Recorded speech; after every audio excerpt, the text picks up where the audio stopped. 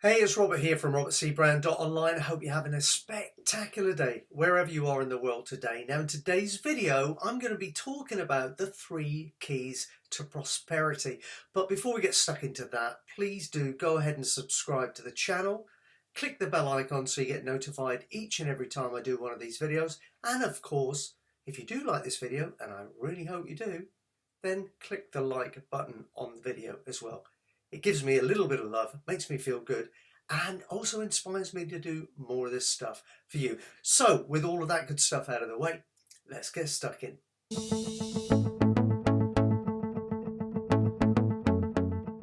Okay, so first off, the first key to prosperity in life is to stop resisting. Stop resisting. Stop going against the universal flow. Everything is designed to be in flow, to be in alignment, to go without resistance. You only have to look at nature itself. Grass doesn't struggle to grow, right? Flowers don't struggle to grow. It's just a natural thing that happens. It just comes from source. The potential for the flower becomes the flower. There is utter universal faith that this will happen. It happens.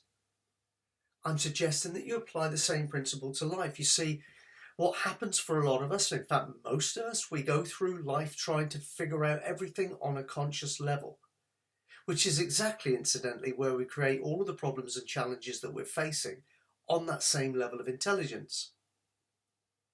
What I'm suggesting to you is that it might be a good idea for you to let go of this propensity to try and think your way through every problem in life.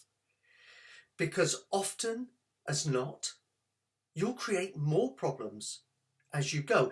It's kind of like, you know, sometimes if you have a problem and you go to the doctor and they prescribe you some medicine, and you go get the medicine from the pharmacy, and then you read the back of the medicine and you realise that what it does is it helps you with the problem you went with, but then gives you another 5 or 6 problems potentially that you've never had in your life as a knock-on effect. Well, I'm suggesting that all of this conscious thinking is the same thing. Oftentimes what you actually do is you confuse yourself, overwhelm yourself, burn yourself out. And there's so much going on that you, instead of having just the one major issue, you've now uncovered 4, 5, 6 more, which adds to the dilemma, adds to the stress, and moves you further away from everything that you want, not towards it. You see, thinking in itself is resisting because there's no trust in the universal principles. There's no faith that what needs to show up for you will show up for you. There's no absence of outcome, or attachment to outcome, I should say. Because we all think that success or happiness for us needs to show up in a certain way. And when the universe gives us what we want, but it shows up looking slightly different than we expect it to, we disregard it and walk on by like the opportunity never came our way. Look at water. Water's the best analogy I can give of the way you should live your life. Water is so very powerful, but it will overcome every obstacle by going around it and sticking with the flow. Water will just flow, and whatever gets in the way, it will find its way through and continue to flow. And that's the way you need to be. Get in flow. To sum up what I'm saying, one other great example that I once picked up from a book by Abraham Hicks. And it really impacted me because it was a story about putting your canoe in a river. And I'm not going to do this verbatim. This is just going to be my recollection of that particular story, but essentially that we will put our canoe in the river and start paddling upstream, most of us, okay, paddling upstream. And then if somebody was to say, let's say it's you paddling upstream to you. Why are you paddling upstream? Well, because I want to get to everything I want. Everything I want is upstream.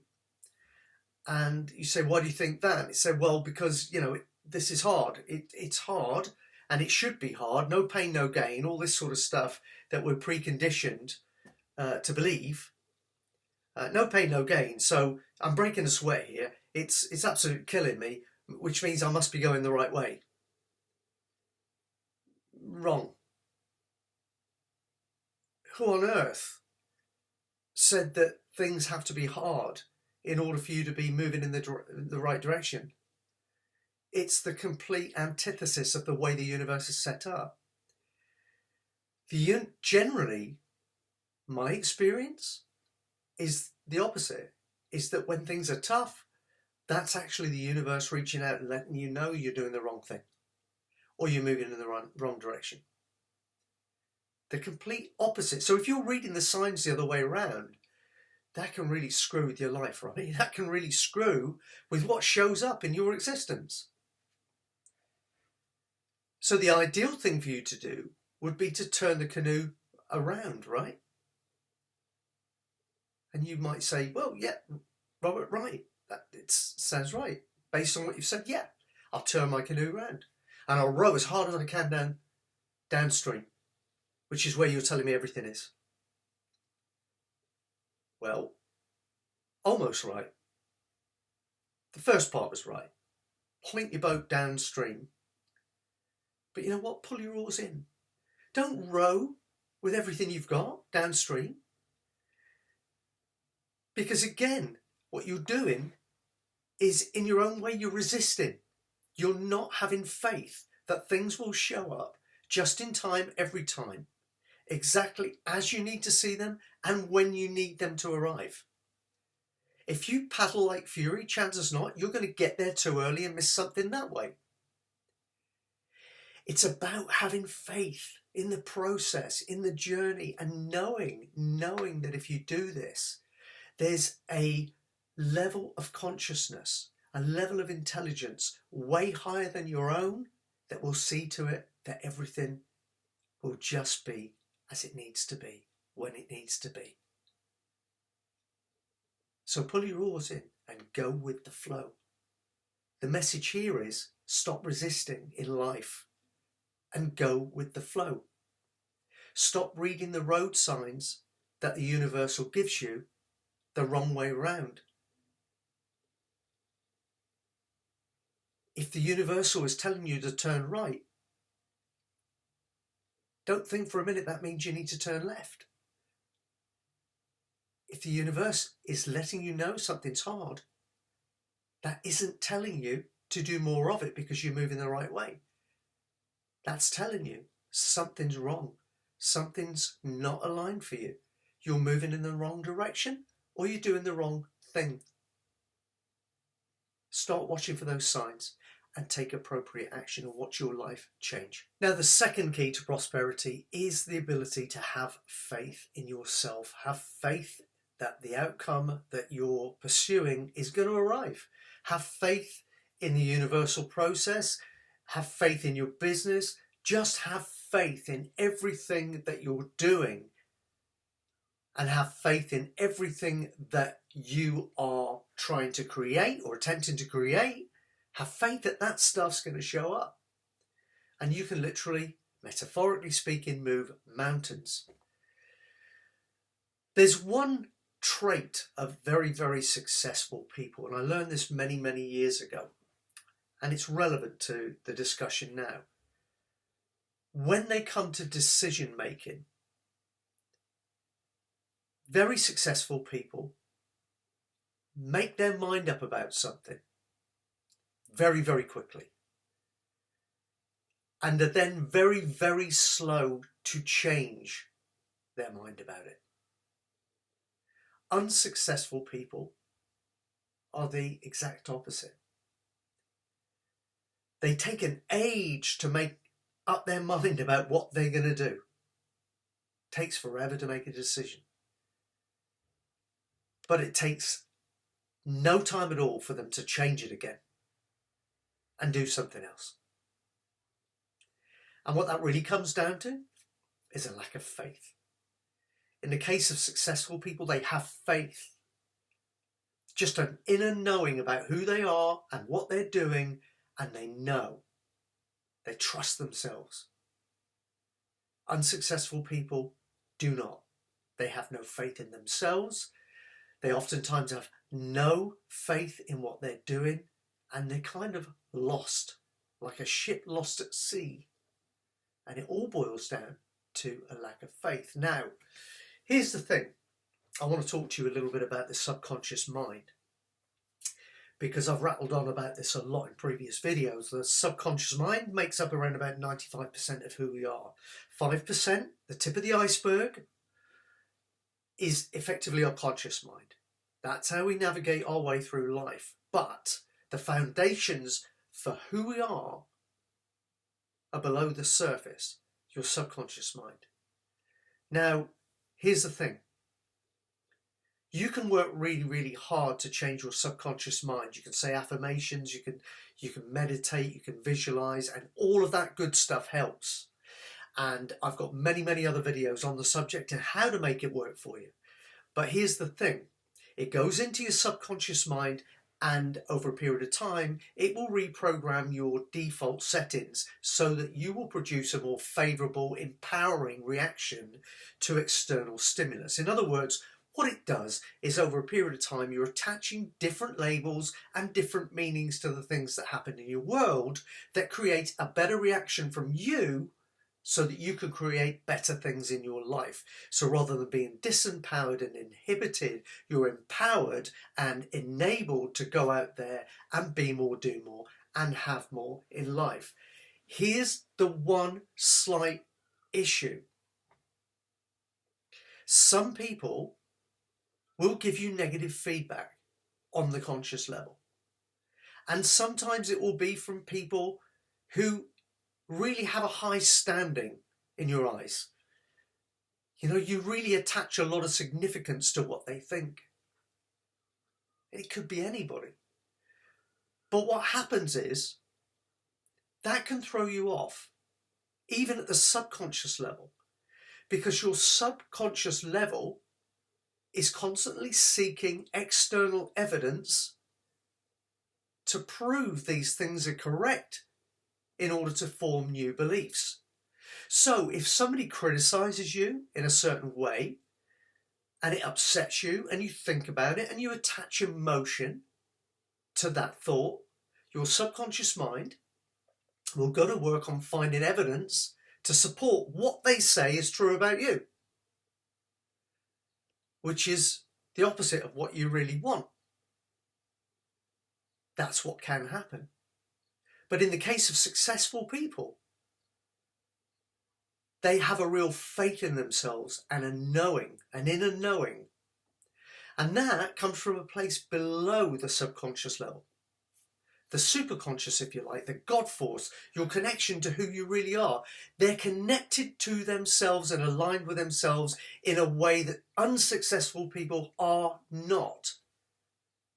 And what that means is, because faith lives at a level that doesn't need external evidence to support it, then other people's feedback, other people's criticisms and opinions don't affect the person that exists at that level. Doesn't throw them off their game plan, doesn't ever make them feel less than they are. If anything, it's the opposite. It will compel them to be even more, do even more, and have even more.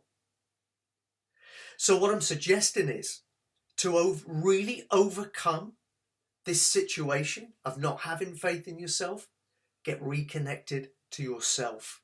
Who are you? Who were you as a child? What excited you? What things do you do that make you feel, so good, that so aligned, so in the flow, so energized, so passionate, so happy? What are those things? Because those things are pointing to who you really are. And what I'm suggesting is that if you want to be really successful and fulfilled and happy in life, then align what you do out there in the external world with who you are internally. And your life will be so much better, so much more enjoyable, and so much more rewarding. And key number 3, the law of sowing and reaping. Literally, what you sow, you shall reap. That's the way it works, always has, always will. But I wanted to talk to you more on a level of conscious thought and then subconscious beliefs. You see, what you constantly think about those as the seeds of thought, right? They're the seeds. You plant them each and every day. And eventually, some of them take root and become beliefs through the normal process that I've gone on to describe, well, I've described in this video and many others. What you need to be is consciously aware of the seeds you're planting, the thoughts you're thinking, in other words, the inner narrative you have going. How do you talk to yourself? It's in computer speak, it would be garbage in, garbage out. It's that type of a thing. You won't plant a tomato seed or a tomato seed for my friends in the US and have a rose show up. Because in the tomato seed, there is nothing but the potential for a tomato eventually. There is no potential there for a rose, right? So, if you want roses in your life, don't think tomatoes. What I'm kind of saying is that you need to think about what you want to show up in your life, because that will directly affect what shows up in your life. Not just on a level of thought, but when it becomes belief, then that determines how empowered or disempowered you are to take the required action to make this stuff show up in your life. But it all starts with what seeds you plant, what thoughts you think, what emotions you attach to those thoughts, and what beliefs you create as a result of that initial thought. So I'm going to keep this a little bit shorter on this subject because it's straightforward. Whatever your predominant thoughts are every day will over time, eventually, they become who you are. As a man thinketh. You've heard that, right? As a man thinketh. That's right. As you think, so you are, eventually. What happens is, of course, as your belief systems change to support those thoughts, your reticular activation system will go out on a subconscious level to find more evidence to support that, and then you'll think more conscious thoughts to keep the cycle going, right? To keep feeding the furnace.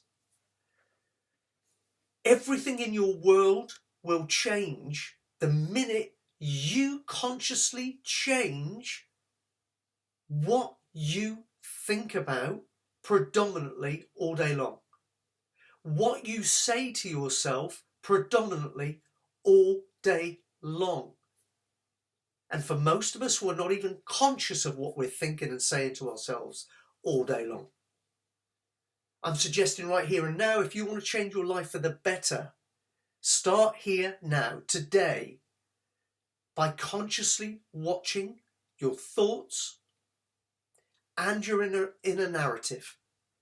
And when you catch yourself thinking in a way or speaking to yourself in a way that is not supportive of what you want to be, do and have in life, choose a different thought consciously. Choose a different thought and focus on that. Choose a different phrase to repeat to yourself over and over and over again, and invest your emotion in that. Your subconscious mind can only listen to one predominant thought at a time. So if you don't want this to go in, if you don't want the negative stuff to go in and become who you are, then overwrite those predominant negative thoughts with new, more empowering, supportive, positive thoughts, positive inner narrative, so that your subconscious mind is only hearing that and will then go out to seek evidence to support that. Over a period of time, that changes who you are, changes what you're capable of creating in life for yourself and for others, and will change in a positive way your entire life experience. I hope you've enjoyed it. It's been fun. Catch you next time.